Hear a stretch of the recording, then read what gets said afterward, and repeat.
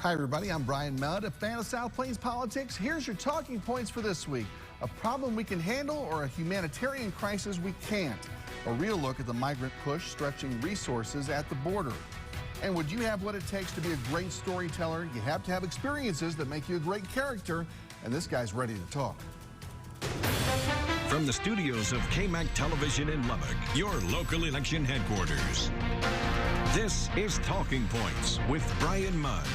Thanks for joining us and happy Easter, everybody. Also this week, the 10-year itch. Marilyn Monroe showed us it happens in 7, but in Lubbock, about every 10 years or so, city leaders take a fresh look at changing the city charter. In the same way the country and the state have constitutions, Lubbock has a charter which outlines the functions and procedures of our local government. But ours was written in 1917, and while there have been changes, much of the original language is still in there. The latest committee to take a look at updating the charter will meet again on the 15th, but their first meeting for public comments came last week in front of a full house of folks with ideas, and our Alyssa Tejas was there. This is your document. The City of Lubbock Charter, a record more than 100 years old with not much change. We want to be a part of the democratic process. We want to join you. The Charter Review Committee hearing from folks in the hub city and will deliberate before deciding what changes they will recommend to City Council. If Council approves those recommendations, the public will be able to vote on them. It is your document, and you need to take a look at it. Many of the folks at the meeting agree the changes are long overdue, starting with pay raises for our city leaders. It is our position that serving the city council should no longer be a privilege afforded only to independently wealthy or retired individuals. They deserve a salary increase. With many agreeing council members should receive a livable wage, right now city council members earn $25 a month. The mayor earns $75 a month. And there is a lot of people in my age group who would love to be a part of the democratic process, but if there's not an attainable way to do so, why should we stick around? Others express their concern about the idea of at-large representatives. However, a 1983 court order mandates single-member districts.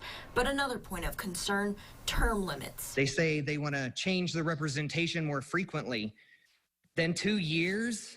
How it already stands? But with an ever-changing city like Lubbock, most say they want to be a part of the process. Let's modernize this charter, find ways to bring more input and citizen engagement into the city of Lubbock, and leave the past where it should be, behind us.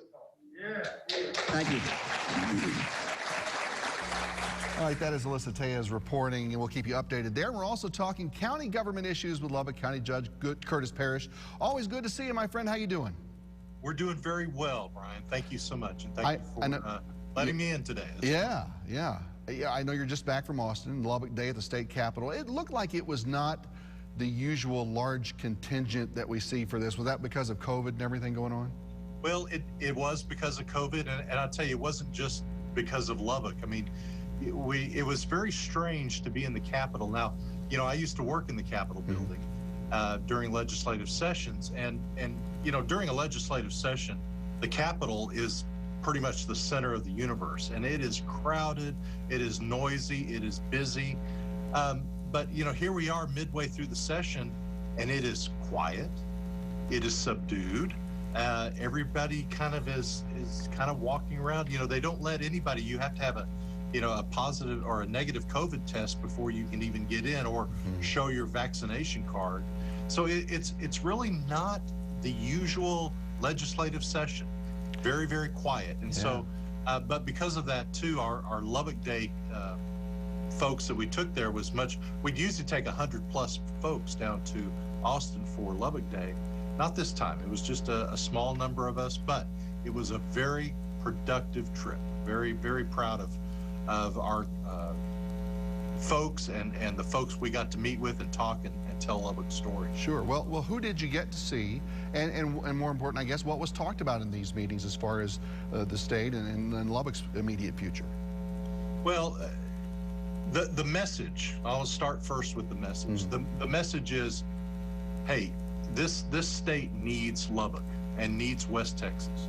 And so that was pretty much the message, is we were just reminding the legislators, hey, I know you feel like you've got these big problems and there are these large urban problems, but there's more to Texas than just what goes on in Houston or San Antonio or Austin or Dallas. You know, what happens in West Texas, west of I-35, is vitally important to the health of this state. And that was the overall message. Now, there were some policy things we wanted to make sure that our legislators knew about. Now, we met certainly with our local legislators, our state representatives and our state senator, but we also really wanted to reach out to all of the representatives and senators of West Texas, and not just the ones that just represent Lubbock County, but all of them. And we were able to do that. Plus, also, we were able to meet with the lieutenant governor and the speaker as well, the brand new speaker, and we were able to meet with him really to remind them of what the Lubbock story is about and how important Lubbock is to not just West Texas, but the entire state. What's a priority that you're watching for out of state funding from this legislature? I would imagine sort of keeping the outer loop project moving and other infrastructure issues would be at least close to the top, but what's the wish list there? Well, certainly funding, budget, especially regards to Texas Tech University. We know how important the university is to Lubbock, certainly important to West Texas. You know, 2 years ago, we were able to get the funding, begin the funding for instance, the veterinary school up in Amarillo. And we wanted to make sure that that veterinary school remains one of the top priorities of this legislature. Because that doesn't benefit just Lubbock, and it doesn't benefit Texas Tech. It benefits all of Texas. And so that's the story that we wanted to say. So Texas Tech funding, we're looking at, as you know, the city of Lubbock is transitioning into ERCOT. Right. And of course, all the issues that we had back in February with ERCOT are now in the forefront of all the legislators. And so that's one of the top priorities in Austin. It's now certainly one of the top priorities for us here on the South Plains as well. You know, is that transition into ERCOT. Sure. And speaking of funding, you know, the county budget process is going to get rolling soon. And I know you have to keep a close eye on what's getting funded and what's not out of Austin to know how much you're going to have for some certain things. Well, is there any... you know, yeah, one of the things, you know, when the legislature meets, you just keep one hand on your wallet because we know that they're going to affect us. And you know, in the county, we're kind of unique. In a lot of ways, we are the arm of the state. So the state issues these edicts and issues these whatever funding orders, and then it's up to the county to implement those. So what we want to make sure is that they're not doing any unfunded mandates on us, creating a burden that we have to, from the county level, place on the local taxpayers. And there are some of those issues out there, some that you know the state really wants the counties to be involved in, and we want to make sure that if they do get us involved, that they give us the funding source to be able to implement whatever policies that they're enacting in Austin for us. Issues like what specifically? What should we be watching out for or yelling about if you see happen? I'll just give you one very simple. How about this? One of the things that we're looking at is making sure that our justices of the peace courts, that we're able to maintain the local control of that on where we house our JP courts.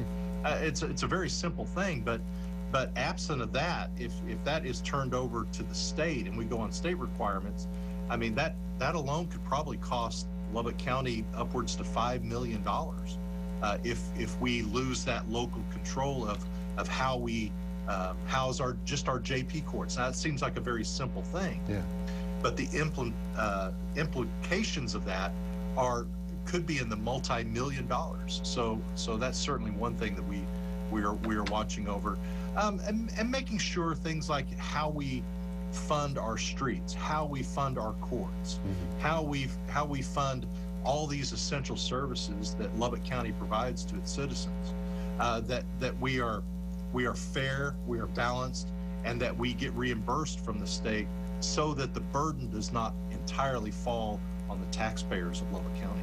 Always interesting to follow what's going on, and Curtis Parrish is in there swinging for us here down in Austin. We sure appreciate you talking with us for a little bit. Hey, come back soon and we'll talk more.